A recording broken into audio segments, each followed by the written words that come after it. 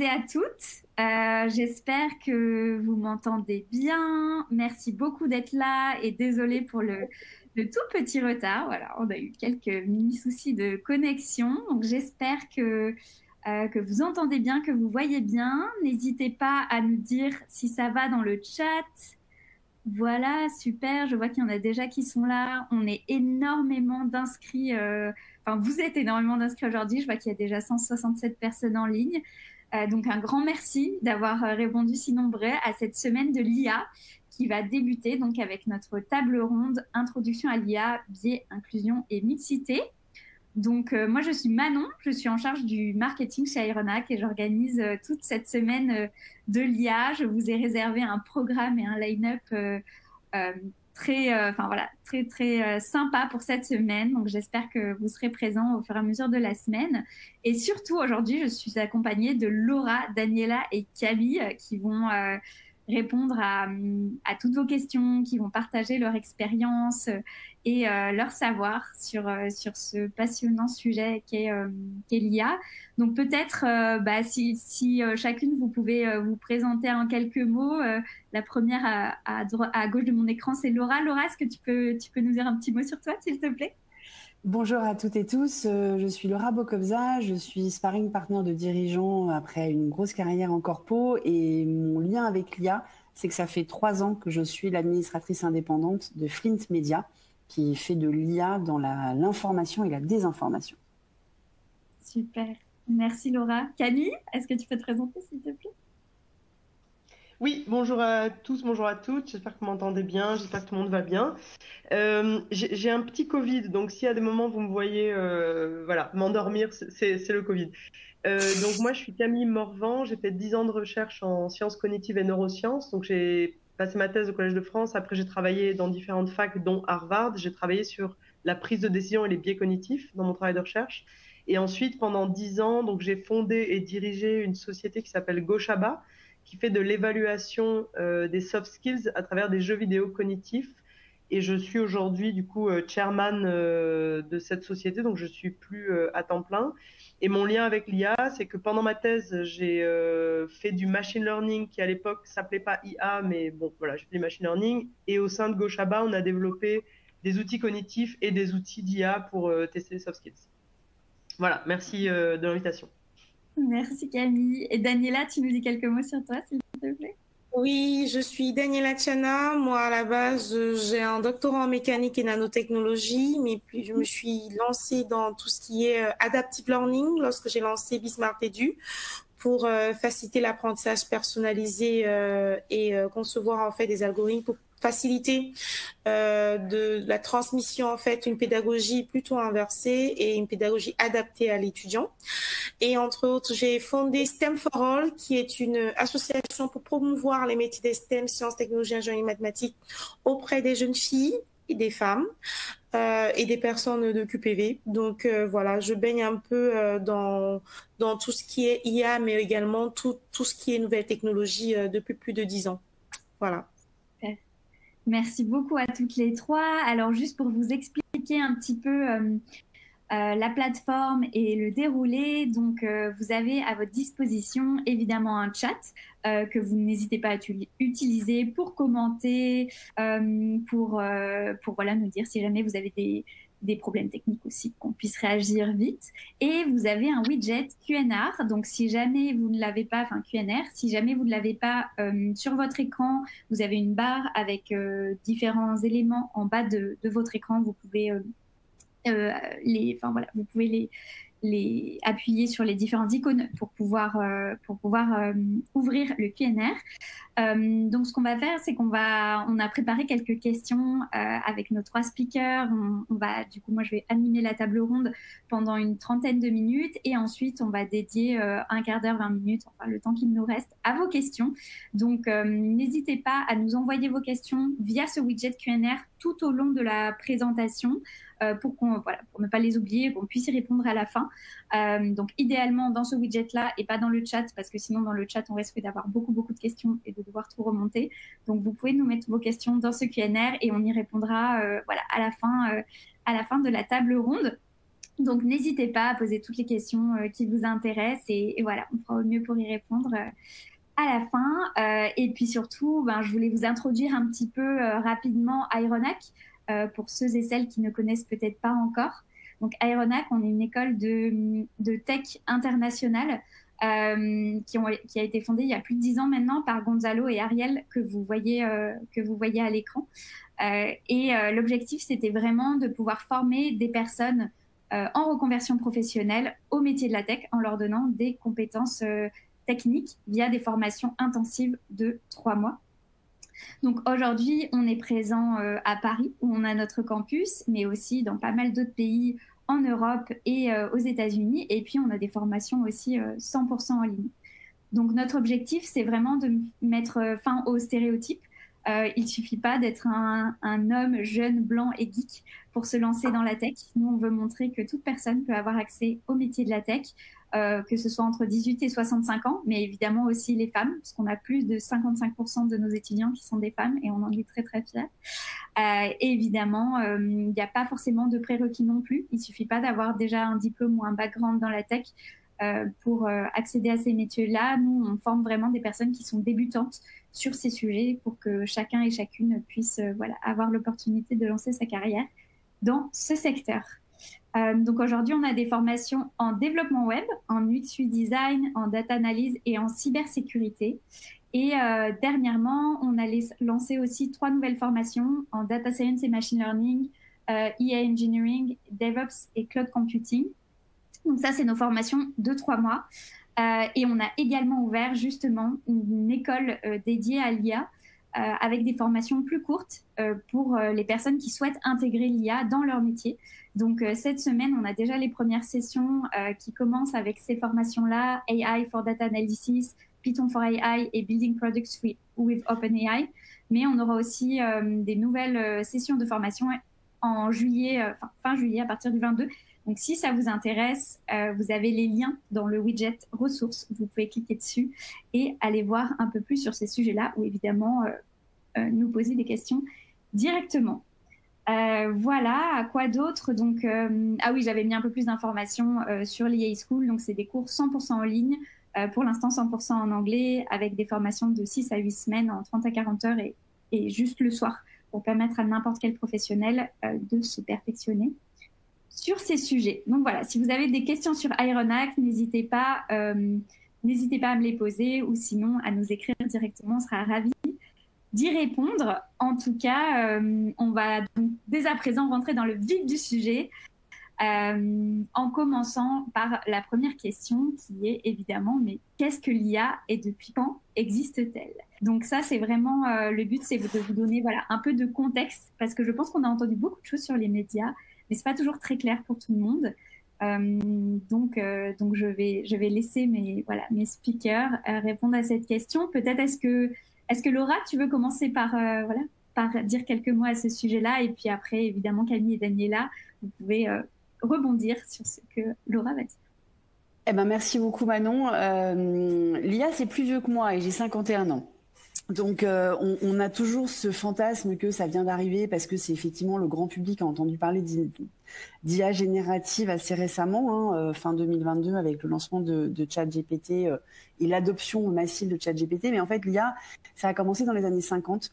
Et je vais en profiter, je suis sûre que Camille aura plein de choses à rajouter sur le sujet, mais pour rappeler que le terme intelligence dans Artificial Intelligence, puisque IA, c'est la traduction littérale en fait en français d'un terme anglo-saxon, c'est l'intelligence, non pas l'intelligence on raisonne, mais l'intelligence on fait de la veille, comme dans la CIA, l'agence centrale d'intelligence aux États-Unis, qui est l'agence des espions en fait. Donc on n'est pas du tout sur l'intelligence de raisonnement comme nous on peut l'entendre en français, on est sur l'intelligence plus de veille et c'est vraiment important de comprendre cette différence parce que on associe vraiment ça au raisonnement, alors que c'est pas du tout le cas. Donc depuis les années 50, évidemment, il y a eu beaucoup d'avancées. Je voulais juste mentionner quand même la grosse avancée dans les années entre 2008 et 2010 avec un papier de recherche, un document de recherche qui a été publié, un article par 8 personnes de Google qui a parlé des transformers. avec le modèle donc Generative Pre-trained Transformer qui a donné naissance à l'acronyme GPT que maintenant on connaît tous. Et donc c'était des modèles, c'était les prémices en fait des modèles qui permettaient de générer du contenu de haute qualité dans différents domaines, hein, donc langage, musique, image, comme on voit maintenant, mais qui ont permis vraiment de cette percée de l'IA générative, puisqu'il y a beaucoup plus que l'IA générative. Mais je suis sûre que Camille, tu veux rajouter, tu as des choses à rajouter sur le sujet. Ouais, ben déjà, merci pour ce début de définition, c'est intéressant. Je vais pas en parler trois plombes non plus, mais en gros, ce que je voudrais dire sur la définition de l'IA, c'est que comme c'est un terme qui renvoie à des techniques, on pourrait avoir tendance à croire que c'est presque une science, comme s'il y avait une définition à l'intelligence artificielle, comme s'il y avait un début, une fin et quelque chose de très bien identifié. Et je voulais juste dire que c'est pas le cas, parce qu'en fait, le terme d'intelligence artificielle, c'est plus un terme quasiment marketing qui va regrouper tout un tas de techniques à une époque donnée. Donc, quelque chose qui était considéré comme l'intelligence artificielle en 1990 ne le sera pas forcément en 2020 ou en 2050. Et donc là, je te rejoins aussi, Laura, sur le fait qu'il y a on va dire, des aspects techniques de l'intelligence artificielle, et après, il y a la façon dont l'intelligence artificielle est représentée on va dire, dans le grand public. Et justement, il y a cette confusion, par exemple, sur le terme d'intelligence. C'est que, évidemment, quand dans le grand public, on utilise le mot intelligence artificielle, on comprend quelque chose qui est intelligent et qui est artificiel, et en fait, c'est ni l'un ni l'autre. D'une part, c'est pas intelligent, sauf effectivement, Laura, au sens où tu le dis, éventuellement de veille. Et c'est pas non plus artificiel dans le sens où en fait, ce qui tombe aujourd'hui sous l'ombrelle d'intelligence artificielle, c'est des technologies qui sont énormément supervisées par des êtres humains. Donc voilà, je voulais dire ça. Après, je pense qu'on peut, sans trop, voilà, par rapport à l'histoire, on peut dire que depuis 1950, il y a eu différentes vagues par rapport à l'intelligence artificielle, avec des vagues d'optimisme, mais aussi des vagues de disappointment, des vagues un peu de déception. Voilà, de déception, merci. Et notamment, il y a eu ce qu'on appelle l'hiver de l'intelligence artificielle, le AI Winter, pendant lequel il y a eu très peu de choses qui ont avancé. Voilà, donc je voulais juste dire, l'intelligence artificielle, c'est un terme marketing, c'est pas un terme scientifique. Il y a des choses qui sont considérées comme de l'intelligence artificielle à un temps donné qui ne le seront plus demain. Et ce qu'on appelle aujourd'hui l'intelligence artificielle qu'on a tous dans nos téléphones, c'est par exemple le traitement de texte, c'était considéré au moment de sa création comme de l'intelligence artificielle. Le fait qu'on utilise Google Maps, c'est de l'intelligence artificielle. Alors, ce qu'on peut dire, si on veut trouver une espèce de définition, moi, ce que j'ai trouvé, c'est qu'il y a en gros deux principes, c'est l'autonomie et le fait d'être adaptable. L'autonomie et l'adaptabilité. Moi, je mettrais ça dans les deux éléments clés de l'intelligence artificielle. Super. Daniela, est-ce que tu veux compléter un peu, s'il te plaît? Ouais, je rebondis en fait sur la dernière phrase qu'on venait d'avoir, savoir adaptabilité et entraînement, parce que comme je travaille beaucoup avec les jeunes, j'ai l'habitude de leur dire en fait que l'IA en fait c'est un programme informatique qui imite l'intelligence humaine. Et pour être assez simple, on leur dit, bah, en tant qu'humain, on sait quoi? On sait parler, on sait écrire, on sait calculer, on sait jouer, on sait conduire, on sait traduire, on sait analyser, on sait dessiner. Mais en fait, une IA, en fait, ce programme informatique apprend à faire toutes ces choses-là. Et c'est ce que je peux appeler d'IA avec les plus jeunes. Et comparé à d'autres programmes informatiques classiques, on peut dire que son avantage, l'avantage principal de l'IA, c'est que elle peut s'entraîner, elle peut s'améliorer en étant entraînée avec l'humain. En fait, en s'entraînant, elle peut s'améliorer, elle peut s'adapter. Donc voilà ce que je peux rajouter sur ce qu'on vient d'entendre en fait sur la définition de l'IA. Super. Merci à toutes les trois. Je pense qu'au moins ça met un bon cadre à voilà, qu'est-ce qu'est l'IA et de quoi et de quoi on parle quand on appelle IA. Je pense que, je ne sais pas si vous voulez peut-être un tout petit peu préciser, on parle souvent enfin, on entend différents termes, que ce soit IA prédictive, IA générative. Est-ce qu'on peut préciser un tout petit peu, voilà, ces termes-là peut-être? Est-ce qu'il y en a une qui veut préciser ça? Oui, je peux Oui. là-dessus préciser. Donc l'IA générative, c'est celle dont on entend tous parler, c'est ChatGPT, c'est Suno, c'est Midjourney, ça va donc générer en fait quelque chose sur la base de données d'entraînement et sur la base d'une instruction qu'on appelle prompt en IA. Hein. Donc on va donner une instruction à l'IA pour qu'elle génère quelque chose qui n'existait pas avant. L'IA prédictive, c'est une intelligence artificielle, donc avec tous les caveats qu'on a dit sur les mots intelligence et artificielle. Hein, donc c'est beaucoup du machine learning, hein, comme l'a évoqué Camille. Donc en fait, ça va te permettre, par exemple, sur la maintenance des ascenseurs, sur la lecture d'une radio ou des diagnostics, de diagnostics médicaux. En fait, ça va permettre de tirer des conclusions à partir d'informations que tu donnes à cette IA. Ça va tirer des conclusions en se basant sur tout l'entraînement qu'elle a eu, qui peut être évidemment bien plus important que l'entraînement que peut avoir un humain. On a vu des avancées assez importantes sur l'IA prédictive, par exemple dans le domaine de la santé, avec une précision et une justesse de diagnostic posé par l'IA sur de la lecture de radio, par exemple de mammographie pour les cancers du sein. Mais ça permet aussi de dire attention, l'ascenseur va tomber en panne dans une semaine, envoyer un technicien avant que ce soit le cas. Donc là, ça a vraiment des applications hyper concrètes. Super. Ben, merci beaucoup pour ces précisions. Camille, en intro, justement, tu parlais du fait que tu avais travaillé sur les biais. Je pense que les biais, c'est quelque chose dont on entend beaucoup parler aussi dans les médias. Enfin voilà, il y a un peu... Je pense que c'est tout ce qu'on entend sur l'IA. À la fois, ça génère beaucoup de questions et peut-être d'espoir aussi. Comme tu le dis, Laura, il y a beaucoup de possibilités qui vont arriver, mais aussi peut-être pas mal de peur sur justement bien comprendre voilà, quelles en sont les limites. Et voilà, et on parle souvent justement de biais. Est-ce que Camille, tu peux nous expliquer un peu justement un peu ce que, enfin voilà, quand on entend le mot biais et que c'est associé à l'IA, à quoi on fait référence? Ouais, merci beaucoup Manon pour la question. Donc je vais commencer par qu'est-ce que c'est qu'un biais de manière générale, parce que c'est un terme mathématique en fait, le biais. Ensuite, je parlerai rapidement des biais cognitifs parce que finalement, c'est une bonne façon de comprendre ce qui existe après comme biais algorithmique en IA. Donc, ce qu'on appelle un biais, le terme mathématique du biais, c'est une déviation systématique par rapport à la moyenne. Donc, si vous imaginez, par exemple, si on prend la taille moyenne, si on prend la taille des individus en France, on va avoir une courbe en cloche comme ça, avec très peu d'individus qui sont très petits, très peu d'individus qui sont très grands, beaucoup d'individus qui sont autour de la moyenne ou de la médiane, quoi. Voilà. Donc, vous voyez cette courbe en cloche là, c'est vraiment cette courbe en cloche, c'est le modèle mathématique qui capture la grande majorité des phénomènes naturels.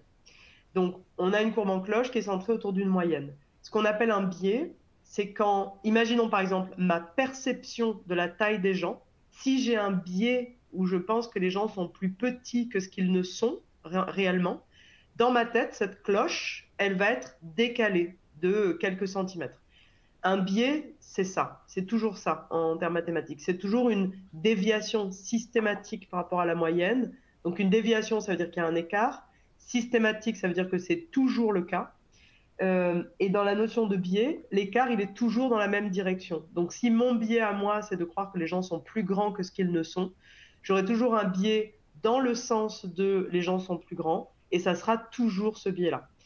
Donc ça m'amène très naturellement au biais cognitif. Donc les biais cognitifs, c'est tous ces moments où les êtres humains, quand ils jugent les autres ou quand ils jugent leur environnement, vont avoir une déviation systématique. Donc,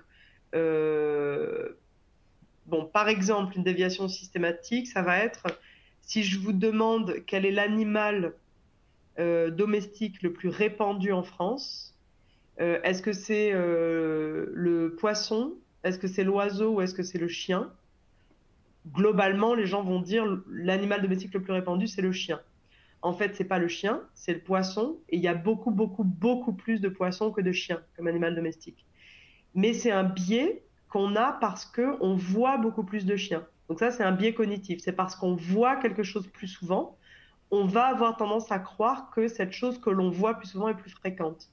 Et on voit bien que c'est une erreur de jugement puisque on ne voit pas tout. On n'est pas Dieu, donc on ne voit pas dans la terre, on ne voit pas dans le ciel, on ne voit pas derrière les murs, etc. Donc ça, c'est le biais cognitif. Le biais cognitif, donc, alors, il est présent sur plein de trucs. Hein. Comme je pense tout le monde le sait, il y a beaucoup, beaucoup de biais cognitifs. Donc,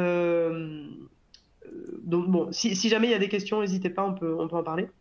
Mais je pense que c'est intéressant ce que tu dis, par exemple, tu vois, je sais pas si pour que les personnes publiques se rendent compte, je sais pas si par exemple, quand vous découvrez une nouvelle information, je sais pas, vous entendez parler un jour d'un groupe ou quelqu'un vous parle d'un groupe de musique ou, enfin voilà, vous découvrez une nouvelle information et après vous avez l'impression de l'avoir partout. J'adore ce biais. Voilà, enfin, tu vois, moi, ça m'arrive tout le temps, ça m'arrive toutes les semaines parce que j'adore avoir des nouvelles informations, enfin voilà, et je me dis, mais c'est fou! J'ai l'impression que... Enfin, et c'est d'ailleurs un des rares biais qui porte le nom d'un groupe terroriste. C'est assez amusant ce biais, Baader-Meinhof. Il est génial, mais ça arrive à tout le monde. Tu réfléchis à une voiture, enfin tu veux changer de voiture, tu te renseignes sur une voiture et tu vas la voir partout dans la rue en fait, alors que tu faisais pas gaffe avant. C'est clairement les biais cognitifs, nous en sommes tous. Voilà, mais du coup c'était pour donner un exemple. Moi ça m'arrive souvent. Enfin, je pense qu'il y a beaucoup de gens à qui ça arrive, mais c'est un peu un exemple de la vie de tous les jours. Oui, et en fait, effectivement, le truc qui est intéressant, en fait, bon, si on regarde l'histoire des idées et l'évolution des idées les plus présentes à une époque donnée, l'époque dans laquelle on vit, nous, par rapport, par exemple, au XVIe siècle, l'époque dans laquelle on vit actuellement, on croit que l'être humain est rationnel, et donc on s'étonne que, puisque nous sommes rationnels, nous ayons des biais. En fait, c'est exactement l'inverse. L'être humain n'est pas rationnel et le biais est la norme. Et c'est un peu le problème de l'humanité, c'est de croire qu'on est très intelligent et qu'on peut tout contrôler, etc. C'est faux. En fait, c'est juste ce à quoi on est extrêmement doué par rapport aux autres animaux, c'est à se raconter des histoires. Et en fait, on est super fort pour se raconter des histoires et les croire. Et parmi les choses qui font qu'on est très fort pour se raconter des histoires, il y a le biais que tu viens de décrire, par exemple, il est génial parce que tu vois, par exemple, tu as des personnes qui voient des liens entre tout le temps. Tu vois, tous les trucs complotistes, hashtag nous sachons, c'est ça. C'est la capacité humaine à créer des liens entre des trucs qui n'en ont pas et à se raconter des histoires à dormir debout. Bon, ça, c'est vraiment une capacité humaine. On est tellement fort à ça que les histoires à dormir debout qu'on a inventées, elles sont devenues réelles. Par exemple, l'argent ou les frontières. Voilà, donc moi, je pense qu'il faut vraiment voir le biais cognitif plutôt comme la norme. Et pour plein de raisons idéologiques de notre époque capitaliste, on a besoin de croire que l'être humain est un individu rationnel. Voilà, donc on prend le problème à l'envers.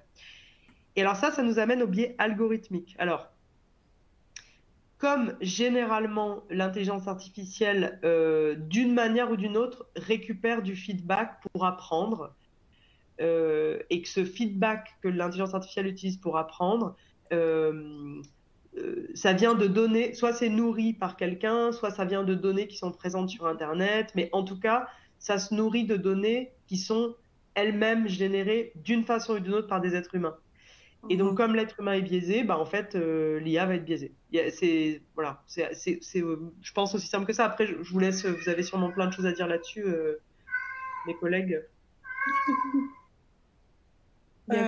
Si je peux rebondir en fait, effectivement sur les biais algorithmiques, en fait, les données utilisées pour former les modèles ne sont pas généralement représentatives de, je peux dire de la population générale, ce qui fait en sorte en fait que le modèle peut être mal formé sur des groupes sous-représentés, et on a en fait tous ces biais qui sont créés. Ces discriminations, si on peut utiliser le terme, qui sont créées par l'IA.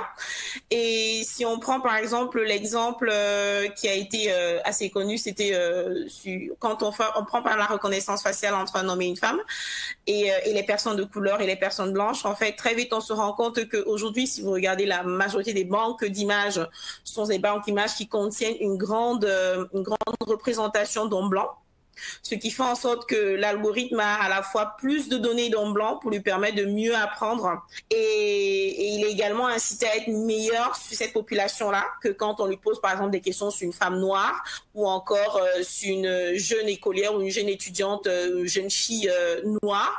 Il aura beaucoup plus de mal parce que en fait, les données qui sont le plus entrées ne sont pas des données qui représentent en fait cette catégorie de personnes. J'ai même allé plus loin par rapport aux exemples que tu donnes, Daniela, pour aller dans ton sens. Un des premiers essais de machine learning, je vous parle de ça, c'était il y a une petite dizaine d'années. Amazon a voulu utiliser des algorithmes pour leur permettre de trier des CV de gens qui postulaient pour entrer chez Amazon. Mais les données d'entraînement, c'était les salariés d'Amazon. Et donc, comme dans les salariés d'Amazon, il y avait beaucoup d'hommes, et ben ils ont l'outil, je vais appeler ça une IA, mais avec tous les guillemets qu'on a mis depuis le début de cette table ronde, l'outil éliminait systématiquement toutes les femmes. Ils ont discontinué cet outil. Il a été mis en place que quelques semaines. On a eu la même problématique avec les crédits Apple qui ne donnaient pas de crédit aux femmes. Même si elles gagnaient plus d'argent que leur mari, qui a attribué systématiquement les crédits aux hommes, etc. Donc, il y a aussi la reproduction de nos biais dans les données d'entraînement, pas seulement parce qu'il y a plus de données disponibles, mais aussi parce que la façon dont les humains ont agi pendant tout ce temps-là, avant qu'on ait les outils, il y avait des biais dans l'humain, comme l'a très justement dit Camille. Ouais, je pense que là, vous marquez un point. Et alors moi, la question que je me pose maintenant, c'est... à la fois quand on parle de mathématiques, Camille, on sait que, enfin tu vois, quand je pense à l'IA, je me dis c'est exponentiel. Plus on génère. Allô ?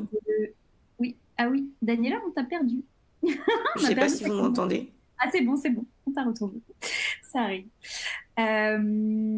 Et donc oui, donc moi je pense, enfin voilà, quand on se dit, plus on donne à manger entre guillemets un algorithme, plus il va potentiellement générer des données, etc.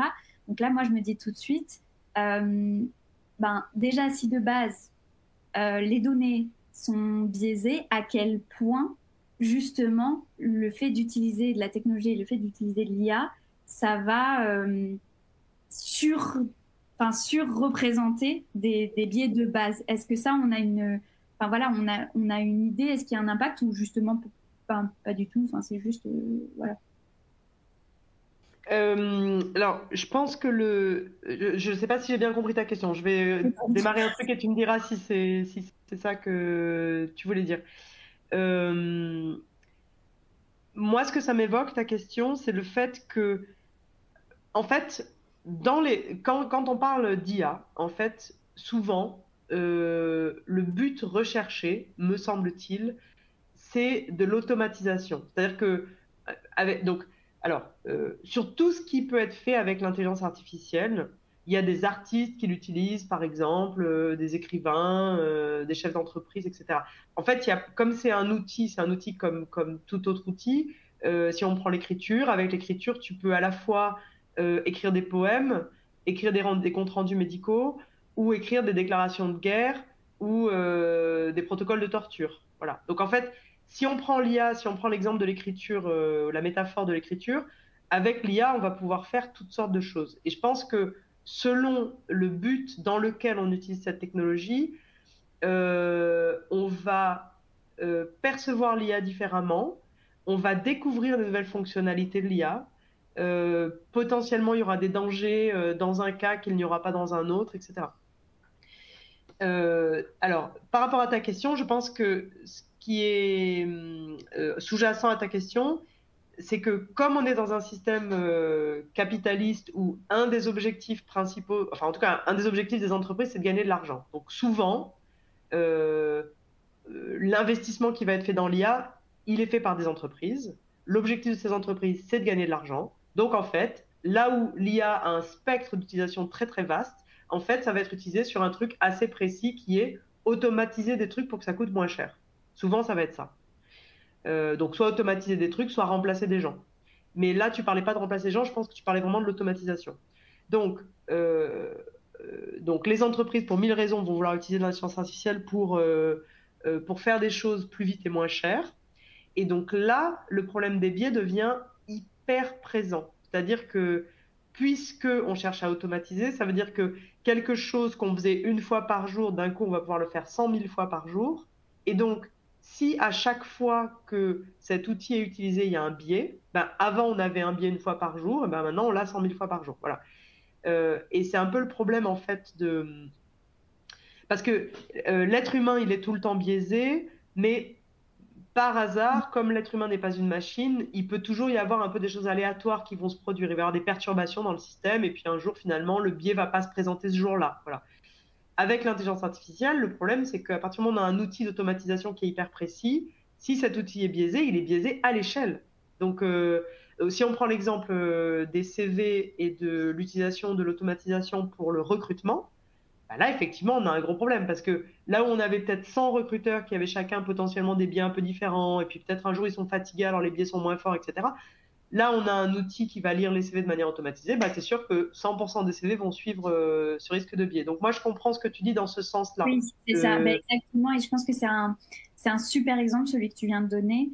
Je ne sais pas si notamment bah, Laura et Daniela, vous avez un peu des exemples justement en fait des risques liés justement à ces biais et à exactement ce que vient de dire Camille, le fait que ça va devenir quelque chose d'exponentiel, enfin qui risque justement de se reproduire encore plus que quand c'est de base l'humain qui le fait. Vas-y Daniela. Oui, donc du coup, en fait, je pense que l'IA, vu qu'elle traite, elle traite les données à grande échelle, c'est tout à fait normal qu'il y ait des soucis à grande échelle, en fait, par exemple, des modèles, par exemple, sur même le traitement ou l'interprétation des résultats. Parce que voilà, les données qui étaient entrées étaient déjà biaisées, donc du coup les résultats qu'on va obtenir à la fin et aura un impact sur les décideurs qui vont pouvoir interpréter en fait les modèles ou bien les résultats qu'ils vont avoir en fait avec déjà des préjugés. Et également même on peut avoir des répercussions assez fortes en fait sur tout ce qui est culturel, parce qu'on ne parle pas des stéréotypes culturels également qu'on peut générer avec l'IA. Et je pense que si on ne change pas en fait, si on ne travaille pas en fait sur comment atténuer ces biais, bah on aura une discrimination, je peux dire, à grande échelle et sur tous les plans où l'IA sera utilisée. Laura, est-ce que tu as quelque chose à rajouter? Je voudrais juste rajouter quand même que ce qui est amusant, hein, c'est que les modèles de langage, donc les gens comme Google, OpenAI, etc., ont essayé de corriger ces biais. Ils en sont conscients, ils ont essayé de corriger ces biais autour de l'inclusion et de la diversité, mais en fait, ils n'y arrivent pas. C'est-à-dire que là, quand Google a sorti son Gemini, il y a eu, comme le modèle avait été entraîné pour forcer de la représentation de diversité, on a eu George Washington noir. Donc ça ne reflétait plus du tout la réalité historique. On a eu aussi des femmes dans certains métiers anciens dans lesquels on sait que les femmes ne les ont pas occupés. Donc en fait, c'est très compliqué à corriger, même s'il y a une prise de conscience des gens qui fabriquent les modèles que ces biais existent à cause des données d'entraînement. Le problème, c'est que la correction peut être pire que le mal, en fait. Si je peux me permettre de rebondir, je pense que pour corriger ces biais, je pense que c'est un travail de fond qui doit déjà s'effectuer sur la représentation de chaque personne, je peux dire, chaque groupe de la société. Aujourd'hui, combien de pourcentage de femmes travaillent dans les IA? Combien sont derrière ces algorithmes qui sont fournis, sont ces données qui sont fournies? Et donc, si on n'a même pas déjà une représentation de cette population capable, en fait, déjà de pouvoir transmettre les données représentatives, en fait, on ne pourra pas corriger, on ne pourra pas vraiment dire qu'on corrige tous ces biais. Parce que si on veut se mettre dans la peau d'un président noir ou bien d'une femme présidente, il faut déjà avoir des exemples à fournir et non de fournir des données fictives, en fait, des données en fait qui ne sont pas vraiment représentatives. Donc je pense que c'est un travail aussi déjà d'éducation de fond mais également un travail de représentation qu'il faudra faire pour essayer de corriger en fait tous ces biais. Tu me fais une transition parfaite, justement, parce que je pense que déjà le premier biais, et tu as complètement raison sur le fait qu'après, il y a en termes de culture, évidemment de genre, de handicap, de manière globale, les biais sont, ça traite tout un tas de sujets et de problématiques. Mais justement, quand on parle des femmes, je pense que de manière globale, alors évidemment dans les métiers de la tech, on en a conscience, mais même de manière globale, souvent, on a cette problématique de l'invisibilité des femmes, on n'a pas de modèle, justement, comme tu l'as très bien dit, de femmes présidentes. Donc, en tout cas, par exemple, en France ou aux États-Unis. Comment est-ce qu'on fait pour contrer justement ces biais quand la donnée de base n'existe pas, ou notamment au niveau des femmes, comment est-ce qu'on fait pour débiaiser, entre guillemets, les modèles? Est-ce que vous avez un peu il y a des sujets est-ce qu'il y a des éléments de réponse déjà par rapport à ça? Ou pas du tout? Moi, je veux bien du coup rajouter, parce que ça fait le lien entre ta question et ce que Daniela venait d'exposer. En fait, c'est intéressant cette question de correction des biais, parce que on se rend compte que, comme d'habitude, le problème est très mal posé. En fait, la difficulté, ça va pas être de trouver la solution au problème. La vraie difficulté ici, c'est de savoir qu'est-ce qu'on essaie de résoudre. Et en fait, dire que l'intelligence artificielle est biaisée, ça ne veut pas dire... pour corriger quelque chose, il faut savoir vers quoi on a envie d'aller. En fait, si on se pose jamais la question de vers quoi on a envie d'aller, on ne sait pas tellement dans quel espace on travaille. C'est un peu ce que vous avez évoqué les unes et les autres, en disant en fait on n'a pas de modèle. Ça ressemblerait à quoi une société dans laquelle il y a par exemple où le genre ne serait pas aussi discriminant, ou ça ressemble à quoi une société dans laquelle l'origine ethnique et géographique ne soit pas aussi discriminante. Ces sociétés-là, on ne les connaît pas, puisque par définition, la société dans laquelle on vit, elle est fondée sur de l'injustice,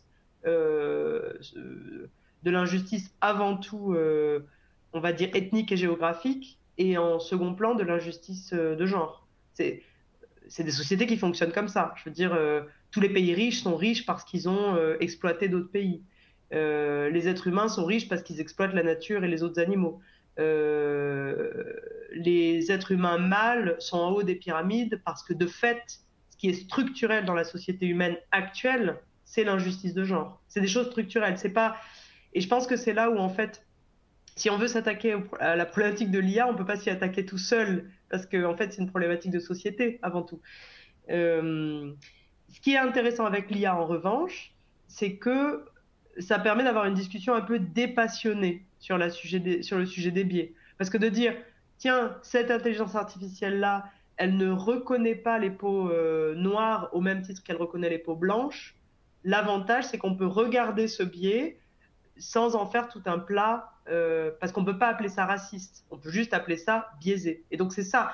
Pour moi, ce qui est super intéressant dans les discussions qu'on a autour de l'intelligence artificielle, c'est que ça permet de séparer l'idéologie de, on va dire, la mécanique mathématique dans le cas de l'intelligence artificielle, ou cognitive dans le cas de l'être humain.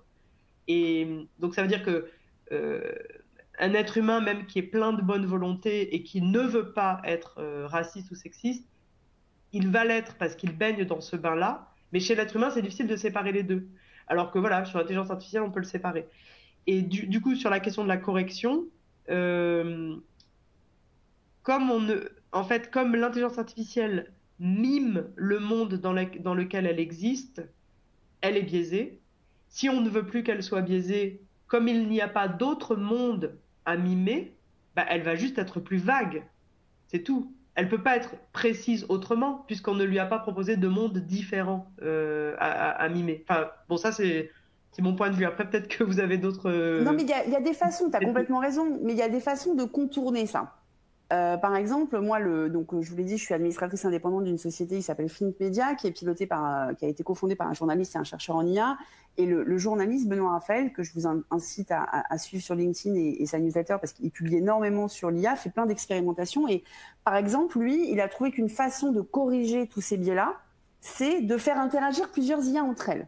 Donc en fait, il fait jouer des rôles à différentes IA, et c'est le collectif, comme dans l'humain en fait, hein, comme si on met plusieurs avis autour d'une table en tant qu'être humain, on va théoriquement avoir un résultat supérieur, la somme des parties, enfin le tout est supérieur à la somme des parties. Et en fait, il joue ça en fait avec des IA. Il est en train de leur faire, il leur a fait écrire un bouquin. Hein. Et donc voilà, donc il y a quand même aussi des façons. Alors je rejoins évidemment complètement ce qu'a dit Camille sur les biais de la société et que le problème vient de la société et pas des IA évidemment. Mais il y a des façons quand même aussi de contourner ça, tout en utilisant les IA dans la société d'aujourd'hui qui malheureusement est bien lourde de ces biais. C'est hyper intéressant ce que tu dis, Laura, parce que du coup, pour moi, la solution de base, c'est mettre de la diversité dans du collectif. Et en fait, finalement,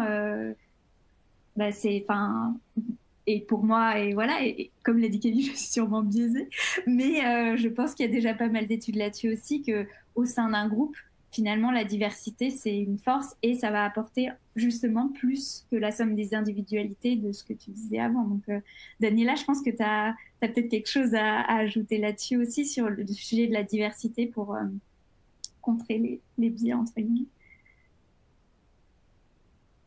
Alors, je dirais que la diversité, c'est assez large en fait comme expression et ça touche tellement de secteurs. Pour moi, aujourd'hui, si on veut contrer un biais, il faut regarder déjà où se trouve le problème. Comme l'a dit Camille, il faut déjà regarder où se trouve le problème et voir comment résoudre ce problème. Et quand on prend par exemple, moi je parle déjà de la représentation des femmes dans ces métiers de l'IA. Pour moi, il faut déjà voir que le taux de femmes est inférieur à 35% de femmes travaillant dans les IA derrière les algorithmes. Comment augmenter ce taux de représentation des femmes? Et ça démarre dès l'âge de 6 ans. C'est pas juste comme ça, d'un claquement de doigts, qu'on va pouvoir faire ce changement. Et plus on aura des femmes qui travaillent dans ce domaine, plus on aura on va travailler en fait on va pouvoir réduire certains biais liés, par exemple, au genre, à la représentation du genre. Plus on aura par exemple des personnes de couleur qui travaillent dans ce domaine, plus on aura en fait des informations qui seront plus exactes et on aura en fait on va diminuer le taux de biais en fait dans ce secteur-là. Et donc pour moi, je pense qu'il faut regarder quel domaine sur quel domaine on veut travailler, sur quel biais on veut vraiment apporter une amélioration et regarder le problème vraiment dans toute sa grandeur et dans tout son, je peux dire, dans tout son contexte, pas juste regarder un petit point et se dire peut-être en changeant les données algorithmiques on va pouvoir résoudre le problème. Non, je pense que c'est beaucoup plus dense et beaucoup plus large que ça. Oui, donc toi, il y a aussi un sujet au niveau, ce que tu disais, de l'éducation, de la sensibilisation, l'éducation même au plus jeune âge qui est clé pour qu'il y ait aussi plus de personnes qui s'orientent vers ces métiers et qui participent aussi à la création justement de ces modèles, si je résume un peu. Mais pour moi, c'est la base. C'est la base en fait. Mais je dirais qu'il serait beaucoup plus rapide de modifier et de diminuer les biais que de diminuer les fléaux de la société. En fait, ça sera beaucoup. C'est l'avantage aussi de l'IA, c'est que plus on prend conscience, plus que c'est une intelligence qui s'entraîne et qu'on entraîne. Et c'est nous les humains qui fournissons les données. Il sera beaucoup plus facile je dis pas facile, mais il sera beaucoup plus rapide de changer en fait, de diminuer ces biais que de décider de changer toute la société. Et donc, l'IA pourra contribuer également à changer la société. Ouais, est-ce que je peux rajouter Pardon, Manon, Non, mais j'allais dire que c'est bien pour ça que je trouve important que justement on fasse aussi des tables rondes, et c'est bien pour ça que je vous ai invitées toutes les trois.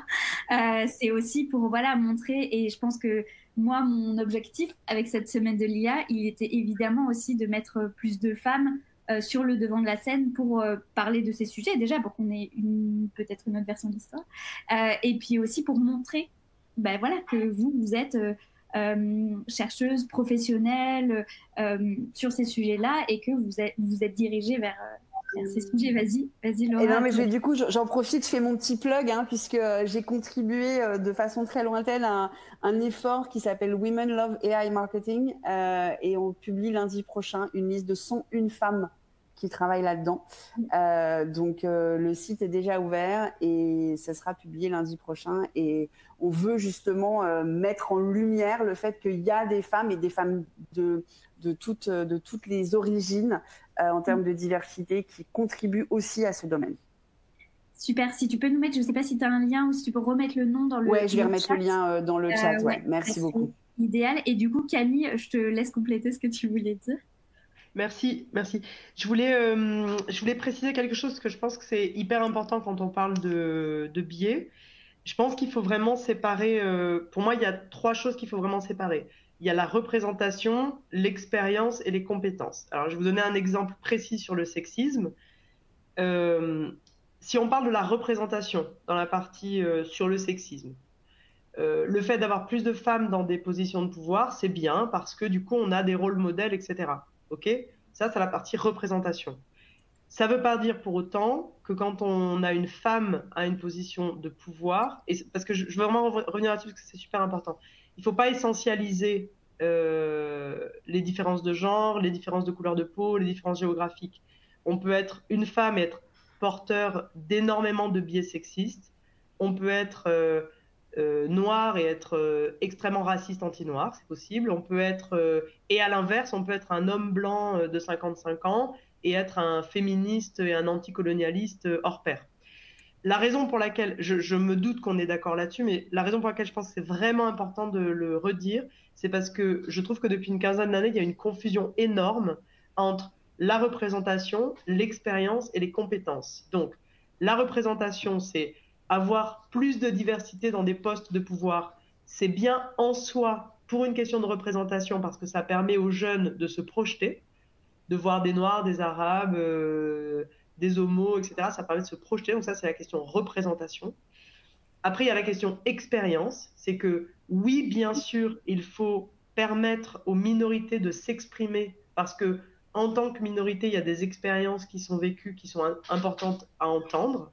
Mais il ne faut pas confondre ça avec la compétence, c'est-à-dire la capacité à réfléchir. Qu'est-ce que c'est que le sexisme? Qu'est-ce que c'est que le racisme? Qu'est-ce que c'est que l'homophobie? Qu'est-ce que c'est que la grossophobie, etc.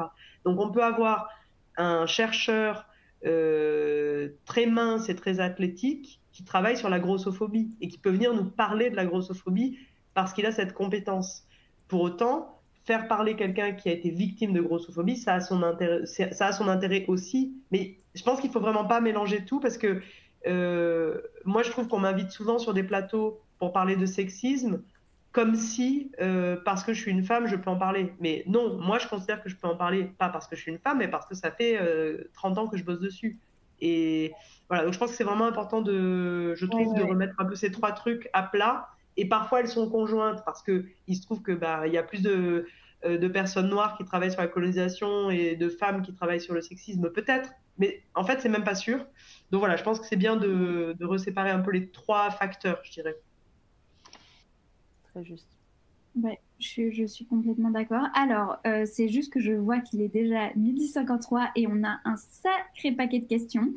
Donc juste, on va peut-être passer aux questions-réponses avec le public. Je m'excuse d'avance, on va absolument pas pouvoir toutes les traiter parce que à date, j'en ai reçu plus de 48. Donc on a fait une petite sélection avec Léa qui travaille avec moi. Je vais en mettre en avant quelques-unes, et je suis vraiment désolée pour celles qu'on ne pourra pas traiter, mais malheureusement, voilà, je pense qu'on pourrait rester des jours sur ce sujet, clairement. Donc voilà, on va déjà essayer d'en répondre à quelques-unes. Il y a une question de Maëlle qui nous dit: peut-on considérer que l'IA devienne un psychologue dans le sens où on peut converser avec elle sans a priori? C'est une question assez intéressante. Est-ce que vous avez, enfin voilà, est-ce que justement sur cette partie un peu conversationnelle, parce qu'on a même vu récemment que maintenant on pouvait avoir générer de la vidéo par IA, enfin qu'en fait on ait l'impression de converser avec un humain. Est-ce que, enfin voilà, avec tout ce qu'on vient de dire, qu'est-ce que ça peut faire Moi, j'ai déjà été challengée par des dirigeants que j'accompagne qui m'ont dit c'est bon, bientôt on n'aura plus besoin de toi, on va le faire avec une IA. Alors, il y a du pour et du contre. Je vais évidemment d'abord citer les contres. Faut faire quand même très attention. Il y a des cas déjà aux États-Unis d'accompagnement de personnes dépressives où l'IA n'a pas eu la sensibilité que peut avoir un humain. Et puis surtout, et là, ça vient rajouter quelque chose, mais Camille en parlera sans doute mieux que moi, c'est que souvent les personnes qui ont besoin de thérapie, etc., il y a des vrais sujets d'interaction sociale. Et c'est pas en arrêtant d'interagir avec des humains qu'elles vont résoudre leurs problèmes d'interaction sociale. Enfin, on est en train de passer. Enfin, faut pas aller trop loin non plus, je trouve, là-dedans. Mais là, c'est peut-être ma génération qui parle et peut-être mes biais à moi. Moi, je veux bien rajouter là-dessus parce que, en fait, je me forme en psychiatrie et en psychanalyse depuis quelques années, puis j'ai fait pas mal de psychologie clinique. Moi, je trouve que c'est un truc hyper prometteur, l'IA conversationnelle pour traiter de certaines questions problématiques qu'on pourrait avoir. Et là où je rejoins la personne qui a posé la question, c'est que l'avantage de l'IA, c'est qu'il n'y a pas de préjugés. Donc, a priori, on devrait pouvoir tout dire. Donc, pourquoi pas. Le deuxième truc qui va plutôt en faveur de ce que dit cette personne, c'est qu'en fait, il y a plein de mauvais psys aussi. Donc, quitte à avoir un mauvais psy, autant que ce soit de l'IA ou de vraies personnes, on s'en fout un peu. Et après, en vrai, là où je sais que ça marche pas, en fait, la thérapie sous forme d'IA, d'une part, c'est parce que moi, j'ai fait partie d'un groupe de tests sur... c'était pas de la psychothérapie, c'était du coaching. Et du coup, j'avais un coach automatisé en IA, mais ça, c'était il y a assez longtemps, c'était il y a 5-6 ans. Et en fait, je peux témoigner du fait que ça tient pas dans le temps, parce que, en fait, il y a un moment où ce dont on a besoin, c'est pas... En fait, des avis, il y en a plein partout. Je veux dire, je peux demander à Google des avis, j'en ai rien à cirer de parler avec une IA, en réalité. Mais ce qu'on cherche, et ça, c'est ce que Freud a théorisé, et ensuite Lacan, etc. En fait, alors, je sépare coaching et psychothérapie. En coaching, on peut faire ce qu'on veut. De toute façon, le coaching, c'est pas... Le coaching, c'est une technique, donc on fait un peu ce qu'on veut. En thérapie et en psychothérapie, pour que ça marche, il faut qu'il y ait du transfert. Et le transfert ne peut fonctionner qu'avec un être humain. Donc, le transfert, finalement, je pense que tout le monde sait ce que c'est que le transfert, mais c'est ce qu'on projette sur l'autre. Mais là où, très précisément, dans le transfert, dans la thérapie, ce qui est important, c'est de projeter sur l'autre la capacité qu'on donne à l'autre de pouvoir nous aider, que ce soit vrai ou pas. C'est pour ça qu'il y a des mauvais psys qui font des très bonnes thérapies. Parce qu'en fait, le succès de la thérapie ne dépend pas tant que ça du psy, mais dépend beaucoup de... Juste, des fois, le psy, le fait qu'il ne dise rien, ça suffit. Parce que si la personne qui est en soin arrive à projeter suffisamment d'espoir sur l'être humain qui l'écoute, ça va marcher. Et ça peut pas marcher avec une IA. Daniela, est-ce que tu avais un avis un peu par rapport à ça? Ouais, moi ce que je vais dire déjà c'est que on n'oublie pas que l'IA en fait va converser avec nous en fonction des données qu'elle aura emmagasinées. Donc ça veut dire que elle sera limitée si les données ne sont pas constamment mises à jour. En fait, c'est sûr qu'à un moment donné, elle sera assez limitée dans ses conversations, dans son analyse. Et aussi, il faut voir qu'il y a toute la partie un peu humaine, c'est-à-dire émotion, toute cette partie un peu empathie, en fait, qu'on ne peut pas avoir avec l'IA. Donc, à ce jour, même si il y a certaines IA qui sont entraînées pour répondre à des émotions, elles restent limitées, elles ne sont qu'entraînées avec les émotions, avec les données qu'elles ont reçues, mais elles ne peuvent pas répondre à toutes nos émotions, pas encore jusqu'à ce que je sache. Et aussi, je pense qu'il faut qu'on comprenne quand même que les conversations sont limitées par les données en fait sur lesquelles elles ont été entraînées. Donc, on ne peut pas dire qu'on peut aujourd'hui établir une conversation complètement libre comme avec son si avec l'IA quoi. Ouais, je pense que c'est hyper intéressant. On a eu pas mal de questions par rapport à ça, ou justement à l'importance des données qui en fait est majeure. Au-delà de l'importance de la construction du modèle, il y a aussi évidemment l'importance de comment le modèle est alimenté. Et je pense que tu fais très bien de le surligner. Et tu me fais une aussi très bonne transition sur, on avait une question justement de Dimitri sur, sur la confiance en fait. Vu tous les biais, est-ce qu'on peut faire confiance à l'IA pour pro perso, enfin voilà, cette question de la confiance, elle revient souvent aussi. Est-ce que vous avez un peu des éléments de réponse par rapport à ça? Mais cette question de la confiance, qui est effectivement extrêmement pertinente, c'est une question qu'on a surtout et tout le temps. C'est-à-dire que on peut pas juste la confiance évidemment dans l'IA intrinsèque. La confiance, est-ce que l'IA, même si intrinsèquement on lui fait confiance, est-ce qu'il peut pas y avoir une attaque, un hack, etc. Enfin, il faut quand même se dire qu'il y a beaucoup de bon sens. Faut approcher les choses avec du bon sens en fait. Est-ce qu'il y a des vous donneriez pas à votre psy votre code de carte bleue, donc le donnez pas à l'IA qui fait votre psy, quoi. Enfin, il y a un moment donné, vous ne croyez pas forcément sur parole tout ce que vous dit quelqu'un.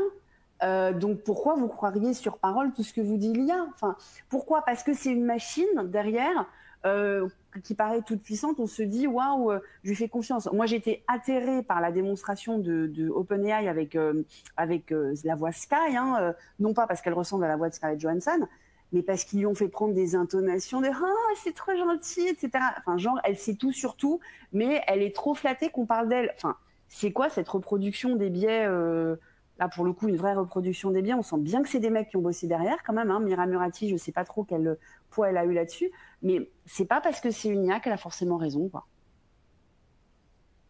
Ouais, là, je suis d'accord avec toi. Et moi, alors, pareil, tu vois, je me souviens quand je suis entrée en école, nous, on était tous évidemment étudiants, on voulait gagner du temps. Donc, on n'avait pas de ChatGPT, mais on avait Wikipédia. Et je me souviens très bien que la première chose que nos enseignants nous ont dit, c'est trianguler l'information, en fait. Apprenez à recevoir l'information, à réfléchir par vous-même et à avoir ce processus de sélection et vraiment de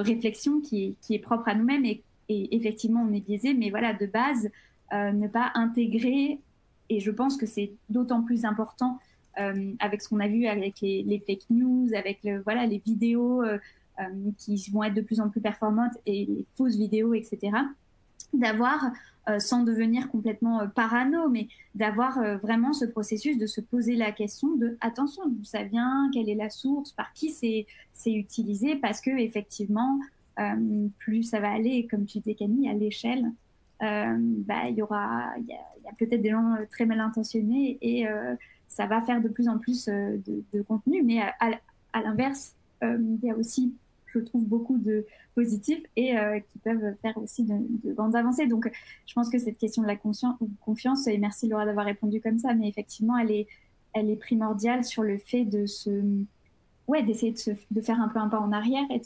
d'utiliser son cerveau d'humain pour aussi se dire, là, qu'est-ce que je reçois et comment je traite l'information. Camille, tu veux compléter un peu là-dessus? Non, moi je trouve que c'est très très bien. La réponse est hyper complète et peut-être ça peut rebondir. Là, j'étais en train de passer un peu en revue les questions et je vois qu'il y avait effectivement plusieurs questions dans cette direction-là de est-ce que je peux lui faire confiance ou pas. Donc notamment quelqu'un qui demande si l'IA peut être volontairement corrompue par une puissance extérieure. En fait, l'IA n'est pas un truc idéal qui serait corrompu. L'IA est corrompu par une puissance intérieure qui est l'être humain. Il n'y a pas besoin d'aller chercher très loin. Et je suis tout à fait d'accord avec ce que vous avez dit, trianguler, faire un peu confiance à... Moi, je pense qu'il faut aussi savoir faire confiance à ses ressentis sur certains sujets, pas sur tout, pas tout le temps, et c'est bien de les... Pour moi, un ressenti, c'est un signal d'alerte, et après ce ressenti, il faut en faire quelque chose. Ça suffit pas en soi. Moi, j'ai des amis, par exemple, qui... J'avoue, j'ai des amis complotistes, et ils vont juste douter de tout le temps. Mais ça suffit pas en soi de douter de tout le temps. C'est très bien de douter, évidemment il faut douter, mais après, douter pour en faire quoi? Il faut aller creuser après les sujets. Donc je pense que oui, c'est faire confiance à son ressenti, se dire bah là on est en train de me demander un truc bizarre ou de me dire un truc bizarre, bon bah allez, je vais aller réfléchir aussi, réfléchir par moi-même. Il y avait une question par rapport au sens critique. Le sens critique, pour moi, c'est aussi de temps en temps être capable de revenir à ce qu'on sait soi. Parce que si on écoute trop, on est dans un monde qui est devenu tellement complexe qu'on peut nous servir n'importe quelle soupe sur l'économie, sur la technologie, sur la science, sur n'importe quoi. On peut nous servir n'importe quelle soupe parce que tout est trop complexe. Donc de temps en temps, il faut revenir à ce qu'on sait aussi de base, je pense, et pas trop se laisser embarquer dans des trucs qui paraissent très très très prometteurs, mais où on comprend pas grand-chose. Oui, puis je pense que, une fois de plus, pour en revenir à ça, je pense que ce que disait Daniela sur l'éducation et la sensibilisation dès le plus jeune âge, elle est on ne peut plus importante. Et évidemment qu'il y a le rôle de l'école, des parents aussi là-dedans, de sensibiliser à ces sujets-là. On parle beaucoup des réseaux sociaux, mais en fait, finalement, l'IA, ça va être un peu pareil, de au moins voilà, attirer l'attention sur le fait de dire... ouais, juste sur le fait de dire c'est pas parce que ça sort de ChatGPT que c'est vrai, comme au début, ou quand c'est pas parce que ça sortait de Wikipédia que c'était vrai. Donc, et sans jeter la pierre à Wikipédia, parce que Dieu sait à quel point ça m'a servi. Mais voilà, je pense que voilà, c'est comme tout, quand on prend de l'information, il faut le prendre voilà, avec précaution et plusieurs sources. Et je pense que aujourd'hui, je trouve ça super intéressant ce que tu dis d'avoir des amis qui sont peut-être pas dans ton schéma de pensée aussi. Le fait d'aller chercher de l'information auprès d'autres personnes qui n'ont pas reçu exactement la même éducation, qui ne vont pas avoir les mêmes vies. Ça peut être aussi assez intéressant pour justement essayer de...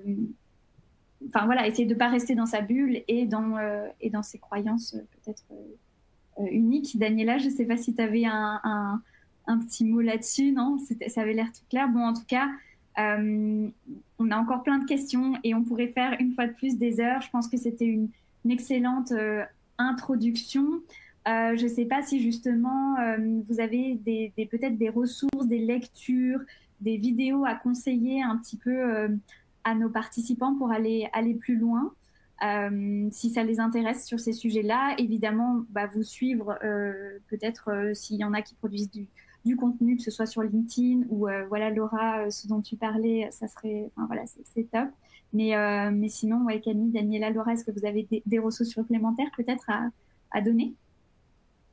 Oui, moi je vais vous recommander, donc je vais mettre dans le chat la newsletter de Benoît Raphaël qui s'appelle donc Génération IA. C'est la personne qui fait plein de tests et qui est en train de faire parler des IA entre elles. Et puis j'écris aussi toutes les semaines, moi, une newsletter dont il y a une grosse partie sur les avancées en termes d'IA et donc on n'est pas du tout sur une newsletter concrète de prompt, etc. Que là, il y en a plein et je vous laisse faire votre choix, mais plus sur voilà, la régulation, enfin, comment tous ces sujets-là, justement, sont pris en compte par les nations et comment les GAFAM essayent de mettre la main là-dessus, parce que je vous rappelle que Yann Lequin a dit quand même la semaine dernière à Vivatech que ça valait plus le coup de travailler sur les modèles de langage si on voulait faire de l'IA, puisque les modèles de langage, la Big Tech s'en était emparée et que maintenant la marche était trop haute. Et je pense qu'il a raison. Alors, juste, pardon, je suis pas sûre. Donc, Yann Lequin, quand même, bosse pour Facebook, donc il faut pas forcément tout écouter. Oui, mais du coup, alors, donc, moi, sur l'IA, il y a un truc que je trouve assez intéressant dans la façon dont, justement, les GAFAM se sont emparés de l'intelligence artificielle comme si maintenant, c'était leur territoire et uniquement leur territoire. Et je pense qu'il faut faire attention à ça parce que c'est un effet d'annonce aussi. Par exemple, c'est comme quand Facebook avait annoncé le truc sur le métaverse avec... Il y a un effet d'annonce où, en gros, les grosses boîtes, parfois, font un effet d'annonce en disant « Ça y est, on a résolu tous les problèmes, donc ne vous inquiétez pas, il n'y a plus rien à voir, ne venez pas par ici. » C'est aussi une manière pour eux de préserver un précaré, donc il ne faut pas non plus prendre, je pense, au pied de la lettre ce truc-là. Je fais juste un petit truc. Donc, sur les livres que je recommanderais, moi, je recommande de Cathy O'Neill un livre qui s'appelle Algorithme, la bombe à retardement, dans lequel elle parle justement de toutes les dérives de l'intelligence artificielle d'une manière vraiment hyper complète. Je voulais juste annoncer, là, pour celles et ceux qui sont à Paris, samedi prochain, je vais parler à un événement sur l'intelligence artificielle qui est un événement citoyen qui s'appelle iAgora, donc IA Gora, comme Agora. Iagora, c'est samedi, c'est à Paris, c'est gratuit. Et l'objectif justement de cet événement, et je pense qu'il y aura d'autres endroits en France, c'est justement de faire en sorte que l'intelligence artificielle soit un truc qui soit citoyen et que chacune puisse un peu mettre les mains. J'ai vu qu'il y avait des personnes qui avaient demandé des ressources sur les biais cognitifs. Moi, je recommande pas de livre en particulier. Il y a des best-sellers, il y a Système 1, Système 2 de Kahneman. Il y a des best-sellers, vous les trouverez tout seuls. Franchement, j'ai pas besoin de faire de la pub pour ces livres-là. En vrai, je trouve que sur les biais cognitifs, il y a suffisamment de contenu gratuit en ligne qui est très bien fait. La page Wikipédia sur les biais cognitifs, elle est très bien. Donc, pour moi, si vous voulez acheter des livres, achetez des livres, mais il y a peut-être d'autres sujets qui valent plus le coup pour investir votre argent.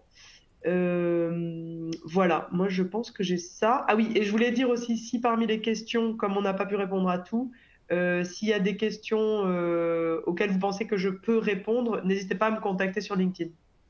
Oui, normalement, vous avez le widget avec tous les speakers et je crois que j'avais mis les LinkedIn de chacune. Daniela, est-ce que tu as quelques ressources à Je peux rajouter pour ceux qui veulent un peu être au parfum des actualités sur l'IA, il y a intelligenceartificielle.news qui parle également, qui communique super mal des dernières informations sur l'IA.